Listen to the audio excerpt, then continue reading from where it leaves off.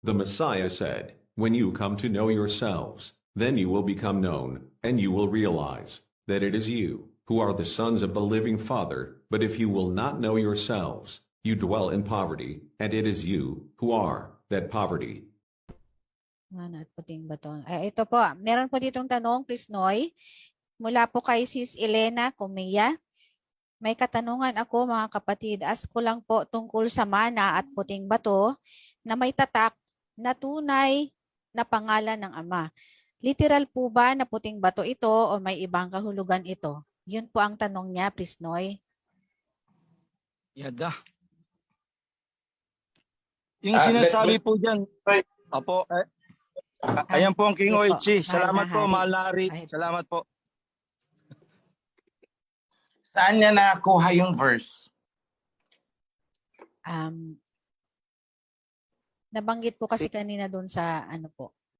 Sandali lang. Pero, hindi, I mean, alam ko ang verse, kaya lang part ng question ko is para ma-realize niya and similar question. Saan yung natagpuan ito? Saan ba matatagpuan itong puting bato na sinasabi? Anong book? Anong book?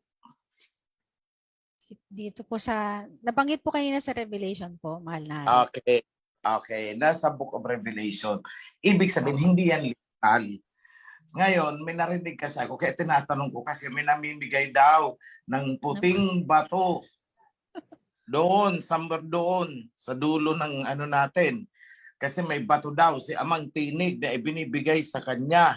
Eh, sabi ko, di lunukin niya yung bato na yan. Kasi po yan ay hindi literal.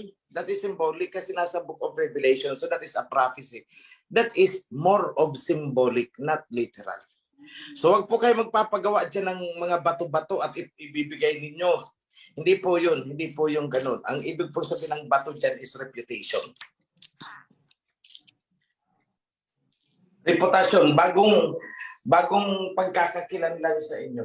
Your new reputation. Tapos, ang makakaalam lang yan ay kung sino yung bibigyan. Yung nakakaalam lang. And a new reputation will be given, a white stone. Oh. Na ang nakakaalam lang ay kung sino ang binigyan. Yan. Kung kanino i-designate. O, halimbawa, isang kawa natin. O, ikaw ang maging Joshua. Diba mga Joshua, sila lang nakakaalam kung sino talaga sila. Kahit ako, hindi ko alam kung sino ang mga Joshua.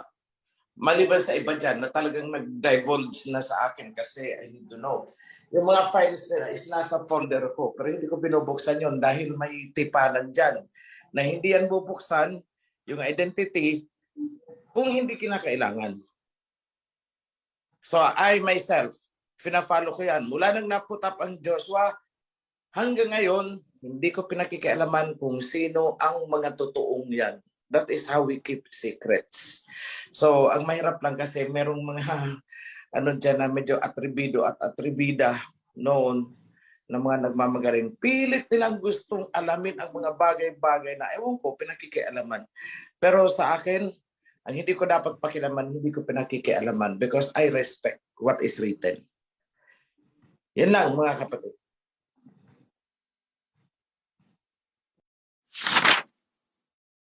Mapagpalang araw po ng Sabat. May mga tanong po ako, sino-sino po ang tinutukoy na tagapangalaga ng mga nabanggit na kongregasyon o assembly sa ngayong panahon? Existing pa rin po ba ang mga assemblies literally? Kung ang Ophir ay isa na tinutukoy na Philadelphia Assembly, may tinutukoy rin po bang tagapangalaga nito? Ano po yung mga basihan na nakita sa Ophir kaya naging Philadelphia Assembly? Matutukoy na rin po ba ang ibang assembly sa ayun? Ito na po yung kanasagot na po ito kanina. Prisnoy? Okay. Ako na. Sige po. Salamat Mahal po. na hari. Salamat po. Bigyan ko ng linaw ito. Ganito lang po yun. Yung tanong na kung nag-i-exist pa ba? Actually, mag-i-exist pa lang. Naintindihan niyo yung sinasabi ko? Hindi, nag-i-exist pa ba? Ibig sabihin, nag-exist noon, wala na ngayon. Hindi, wala noon, mag-i-exist pa lang ngayon. Kasi Book of Revelation po yan. Ibig sabihin, mangyayari yan sa huling araw na magkakaroon ng 7 grupo worldwide. Yun ang mga kongregasyon.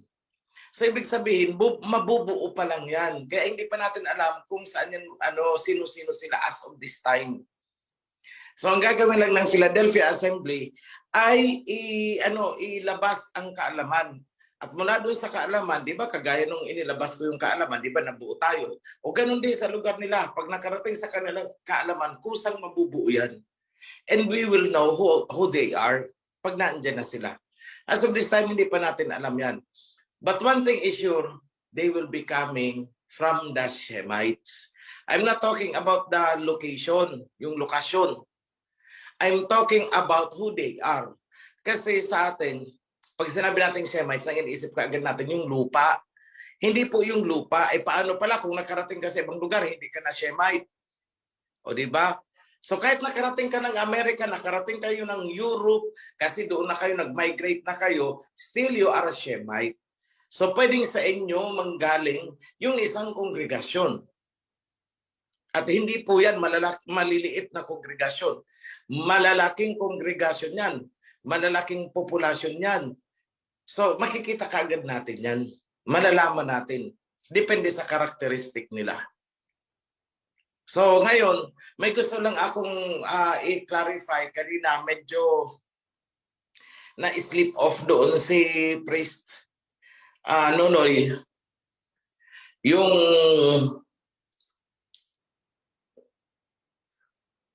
tungkol sa tribes of Israel. At yung tungkol kay Joktan. Saan ba tayo talaga galing? Mula sa tribe ni Israel o sa tribe na mula sa Joktan? Hanay ni Peleg o hanay ni Joktan? Joktan po. Okay. Yung tinitirhan natin ay galing kay Joktan. Tama. Yung tinitirhan, yung lupain. Kasi Ophir Itong Ophir na to is nakadestino ito para kay Joktan. That's why dito siya napunta. Pero tayo, bagamat tayo ay mga Hebreo, tayo po ay galing actually sa hanay ni Peleg.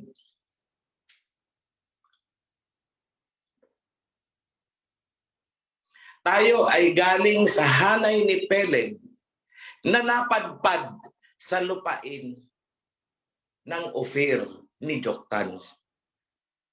Kaya tayo ay Ophirians by citizenship. Pero kung lahi ang titingnan, hindi tayo Ophirian, but rather ay Peleg. Part tayo ng Israelites. Kasi yung tribes of Israel, yung 10, unang nawala yan, panahon pa lang ng Assyrian invasion. Hindi pa isinisilang ang Misaya. So tandaan yan, hindi pa isinisilang ang Misaya, nagkaroon ng Assyrian invasion, siege of Jerusalem by the Assyrians. Yung mga Assyrians ang lumusob. So itong 10 tribes, kumalat ito, karamihan ito ay napadpad papunta sa silangan.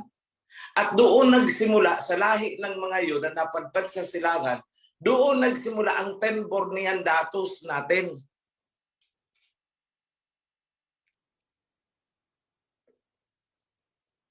O na-relate na ninyo? Doon nagsimula ang Malay race. O tayo yun na sinabing mga Pilipino sa history. Kaya nga sabi ni President Marcos, the Hashemite Empire of King David. Yes, King David is one of the 12 tribes. Diba? May mga napadpad sa atin.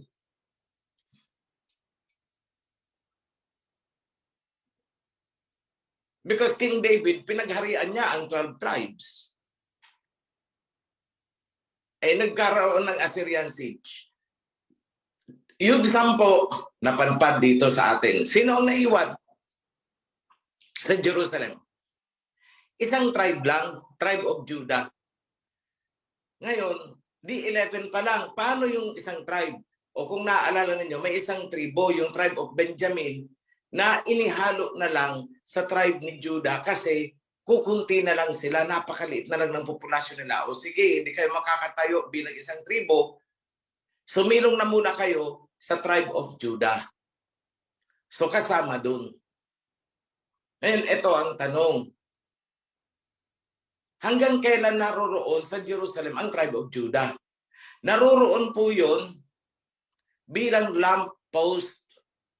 Nandyan yan sa kay Isaiah. Nung sumilang ang Messiah, naandun ang tribe of Judah.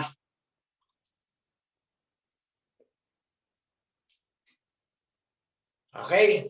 Ngayon, kailan nawala sa Jerusalem ang huling tribo ng Israelite? Noong nagkaroon naman ng siege of Jerusalem by the Romans. So yung mga Romano na ang nagpagpag ng tuluyan sa huling tribo na naiiwan sa Jerusalem.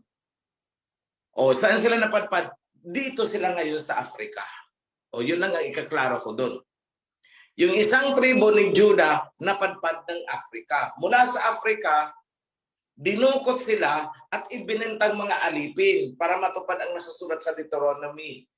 Okay. Saan sila nakarating? Europe at kalat na sa iba-ibang mga colony ng Europe.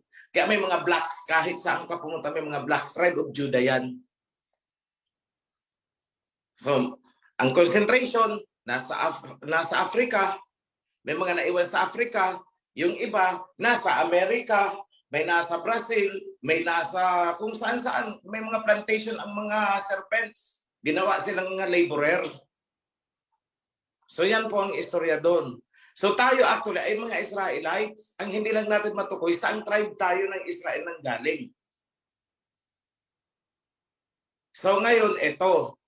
Ang tribe of Manasseh ay kamukhang-kamukha natin. Hindi nawala ang kanilang kultura kasi noong sila inapadpad dyan, somewhere between ng India at saka China, nandun sila sa pinaka-remote, doon sila nagkandong. Na-maintain nila ang kanilang kultura at nakikita sila ngayon. O, sa ano sabi nila? Beni Manasseh. Galing daw sila kay Manasseh. Kamukhang-kamukha natin. Sino pala tayo? Tayo ang Ephraim.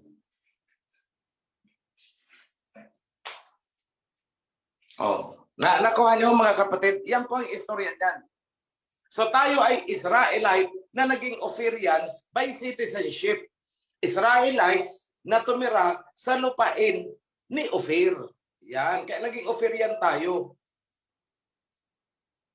Naalala ninyo ang kinausap ng Messiah na isang Samaritan woman doon sa balon, di ba? Anong sabi niya? Bakit mo ako kinakausap? Hudyo ka, ako isang Samaritana. Di ba bawal? Pero anong sagot ng Messiah? Kung kilala mo lang sana ang sarili mo, kung alam mo lang sana kung sino ka, kung alam mo lang sana kung anong lahi mo, sana nakahingi ka sa akin ng living water. Paano? Kasi ang akala ng babaeng yon, siya ay Samaritana, hindi Israelite. Kasi nga, saan siya nakatira? Sa Samaritan. So hindi niya akalain na siya ay Israelite pala. Ganon din tayo dito. Hindi natin inaakala na tayo ay Israelites. Hindi natin alam Akala natin mga Pilipino tayo kasi nga nakatira tayo dito sa Pilipinas na tinawag ng mga Espanyol na Pilipinas. But going back in history, this is Ophir. So Ophirians tayo. Pero ang lahi natin ay Israelite. Kaya lang naman tayo natawag na Pilipino. Kasi ang bansa na tinitirahan natin ay tinawag na Pilipinas. Ngayon, nung niretrieve ko, bakit naging Ophirian? Kasi nakatira tayo sa lupain ni Ophir. Kanino galing si Ophir na nagmamay-ari nitong lupa na tirahan natin? Strangers tayo dito. Kanino ito? Matitrace natin kay Joktan. Pero yung dugo natin, ititrace natin, goes back to Israel, Israelites. I-trace natin paakyat, galing pala kay Peleg. So lahi ni Peleg na sumilong sa lupain ng lahi ni Joktan. Yan po tayo. So I hope that is clear. Ngayon, sagutin ko, ano ang palatandaan na tayo nga ang Philadelphia?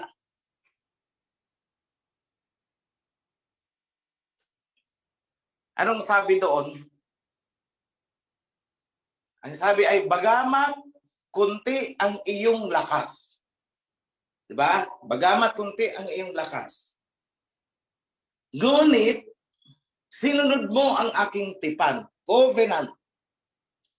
At hindi mo itinanggi ang aking pangalan. Pangalan ng Aba, pangalan ng ating Misaya. Yan ang dalawang kriteria. Wala sa buong mundo. Kahit saan kayo pumunta, wala kayong makikitang group of worshipers na nang hahawak sa covenant at sinusunod ang tinanggap ang tunay na pangalan ng Ama at ng Anak. Yan po ang palatandaan na tayo ang Philadelphia Assembly. Walang iba. I hope I have answered the question. Magandang umaga po at happy Holy Sabbath sa lahat. Magandang umaga, mahal na hari. Tatanong ko lang po na di po ba mayroong mga masisave na hindi po mga Shemite na lahi? Masasama rin po ba sila sa mga assemblies? Yun po ang tanong ko. Okay. May sinasabi dyan si Prophet Isaiah na mga foreigner. Opo. So, kung foreigner, i-define muna natin para maintindihan natin, sino ba itong mga foreigner na to? I-define muna natin, ano ang sakop ng covenant? Israelites. Correct?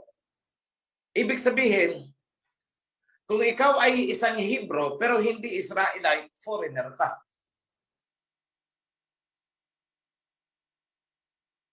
O, tingnan niyo ulit ang chart. Magsimula kayo kay Shem. Sino ang mga anak ni Shem? Si Elam. Sino pa? Ashur. Sino pa? Aram. Sino pa? Lud. O di ba? Tapos sino pang isa? Arpaksad. Saan tayo nagsimula? Mula kay Arpaksad lang. Mula kay Arpaksad, nagkaroon ng mga Hebrew. Mula sa mga Hebrew, nagkaroon ng Israelites. So, ibig sabihin, yun ang sinabi ko sa video noon. Hindi lahat ng Hebrew ay mga Israelites. Kasi ang Israelites na matatawag, yung descendants lang ni Jacob. Diba? E paano yung ibang mga Hebrew na hindi naman nagsimula kay Jacob?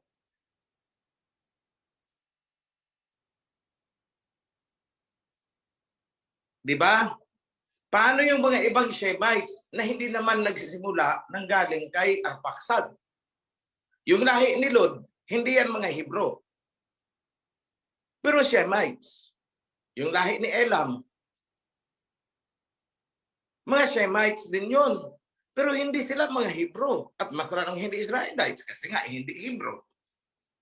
Eh lahat ng Israelites ay Hebrew.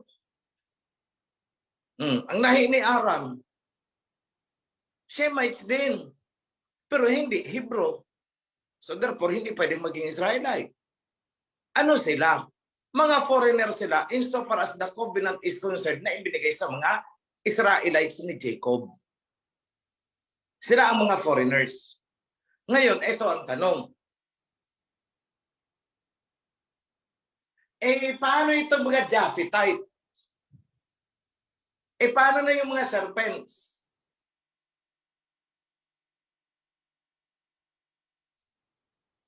Alam ninyo, sinagot yan ni Peter.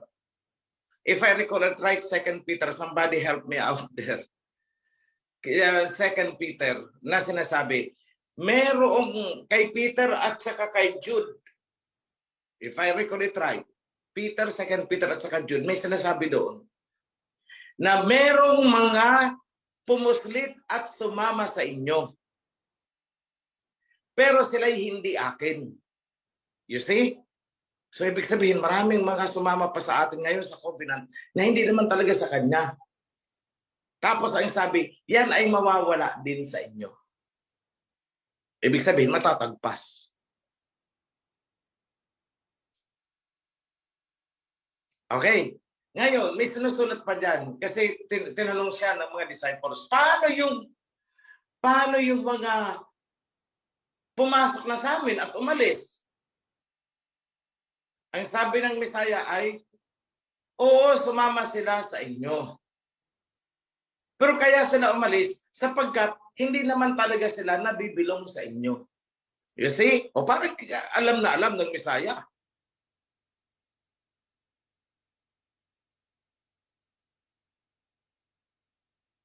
So yan, may mga ano diyan na may mga kasulatan diyan na talagang magpapatunay na may mga nakasama sa atin pero hindi talaga atin eh. Hindi talaga natin kasamahan. So anong sabi? Mawawala din yan sa inyo. Kusang aalis yan. Magpapasawa yan at matatagpas yan. Kaya anong sabi ni Peter? Ang sabi ng Messiah kay Peter, kung sino ang igagapos ninyo, igagapos namin doon. Kung sino ang pakawalan ninyo, pakakawalan namin doon sa langit.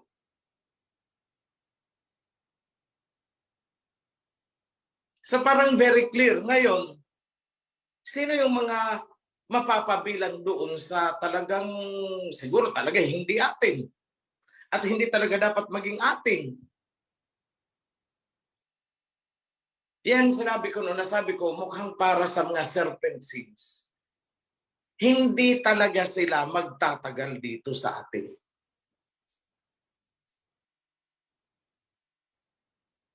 Ang dami. Actually, kung ipi-play back ko ang mga videos, sila pa itong mga iyak ng iyak sa akin. Sila ba talaga? Sila ba grabe yung iyak nila? Pero later on, nagko-cool off. Hanggang sa sila ay nawala.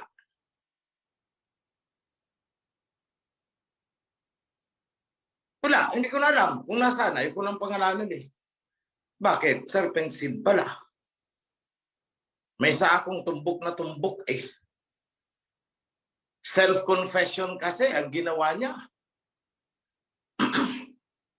Pinicturean niya pa sa akin. At pinadala sa akin ang picture niya at pinakita talaga. Ay sabi ko, serpent seed nga. Pero sabi ko, makakapasok rin pala ang serpent seed. Yung mata niya pang serpent talaga. Pero what happened? Nawala.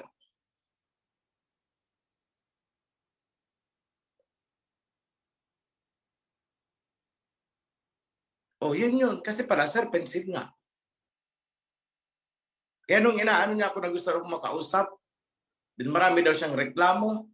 Sabi ko, wag mo nang ambalahin ang sarili, wag mo na akong ambalahin. Wag mo nang lukuhin ang sarili mo. Kasi gusto niya, ako ang susunod sa kanya, at gusto niya i-bend ko ang mga rules ayon sa gusto niya. Ay hindi pwede yan. Eh kung sa sarili kong ang kapatid mismo, I don't bend the rules, sa iyo pa.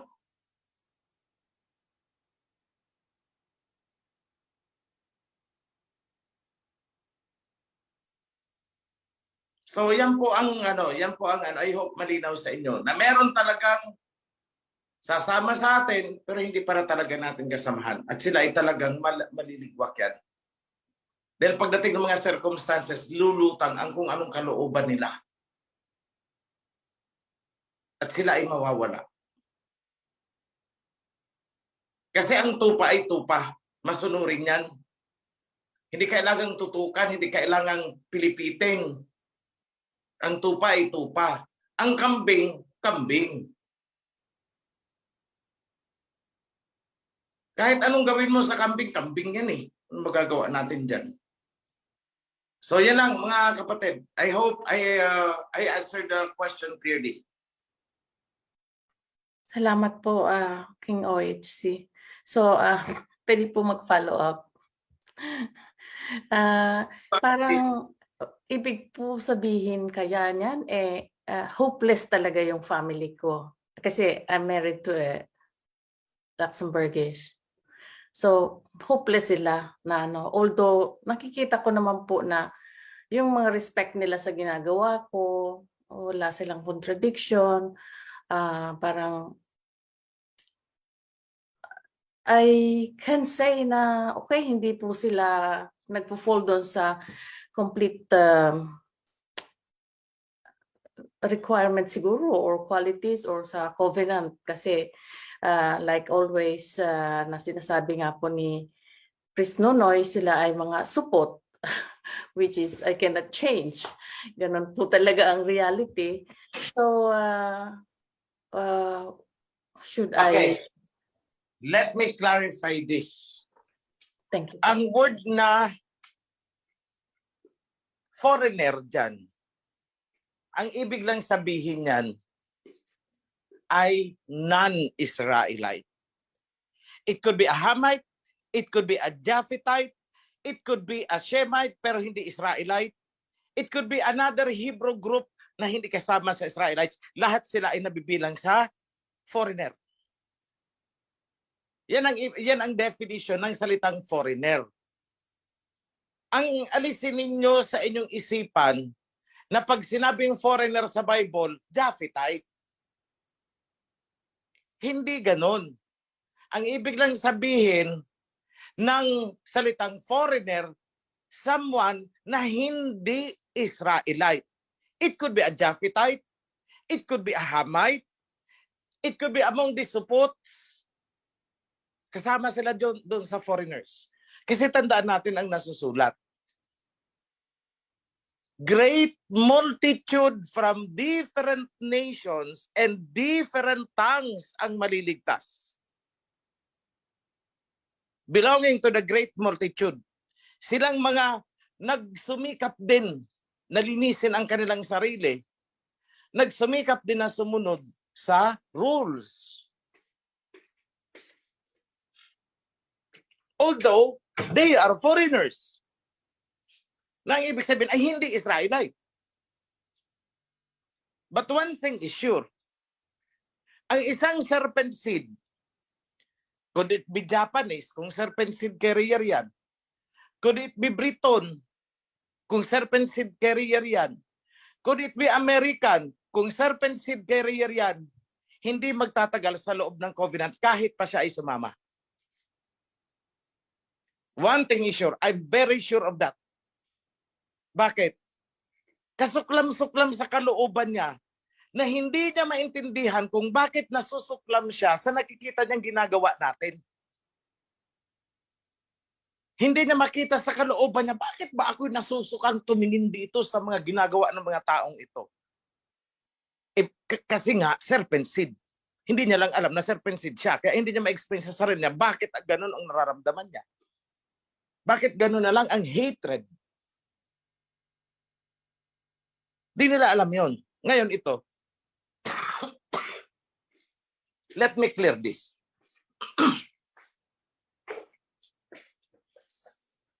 Hindi lahat ng Amerikano ay serpent seed.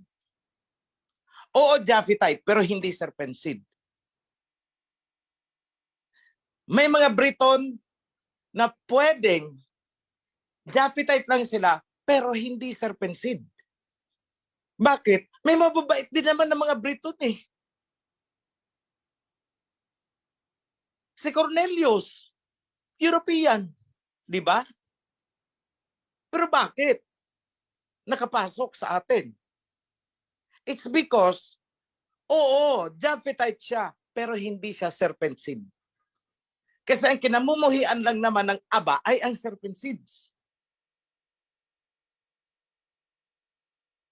O, sa mga blacks, akala nyo walang serpent seed carriers sa mga blacks?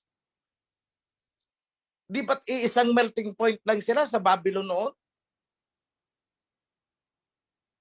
Nagpalit-palitan niya ng ng mga lahi nila. Nagkaroon ng intermarriages yan. Kahit dito sa atin, sa ating bansa, kakulay natin, pwedeng serpent seed yan. Kasi ang pagiging serpent seed ay hindi makikita sa kulay.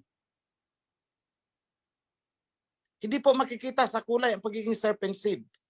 At tandaan natin dito sa ating bansa, pumunta dito ang mga Kastila. So marami dito ang nalahian ng serpent seed. Although, sabi natin, mga Pilipino, kakulay din naman natin. Pero may dugong Kastila eh. Sino ba dito sa atin na walang dugong Kastila? So there is the serpent seed. What is important is, yung trait na yan ay hindi nabuhay sa iyo. Dormant, tulog, hindi active. At ang active sa iyo ay ang woman seed. Yun ang importante doon. Hindi yung seed ni Cain. Sa mga blacks, meron din. Tandaan ninyo na ang Babylon noon, 'di ba, pagkatapos ng baha, nandun sina Shem, Ham, Japheth. Magkakasama sila eh. Sino lang ang humiwalay? Shemites. Pero hindi natin masasabi na walang nagpaiwan. Hindi natin masasabi na 100%. At tandaan natin na sa mga Shemites, sa ating mga Ophirians, sumama sa lahi ni Joktan, si Tarsis. Kanino galing si Tarsis? Anak ni Javan. Saan galing si Javan? Eh di galing kay Japheth, di ba? So maganda kung Japhethite lang, pero hindi serpent seed carrier. So yung pamilya mo sis, it could be Japhethite sila, pero hindi serpent seed carrier. That is possible. And they might be included among the foreigners from different nations, from different tongues. Eh yan ay kung tatanggapin nila, buong puso nila, yung covenant. Kung kaya nilang mag-bow down hanggang sa lupa at gagawin nila, eh masasabi ko na hindi ito serpent seed. Kung talaga na dun sincerity, nagtagal hanggang sa tumanda, nandyan, ay hindi ito serpent seed carrier, Japhethite lang talaga. Pero pag serpent seed carrier yan, malabo, baka 2 buwan pa lang, 3 buwan yan, magre-rebelde yan sa dami ng rules na sinusunod natin. O yan yun. Yan yung sagot ko sa'yo, kapatid. They might be foreigners. Ibig sabihin, hindi Israelite na pumasok sa loob ng covenant. Nakipag-covenant din. Possible yun. So, ikaw, ang makakaano niyan? What really they are? Saan sila maninindigan? It's a matter of conviction kasi. Pero sasabihin ko na, kung serpent seed carrier yan, kahit anong gawin mo dyan,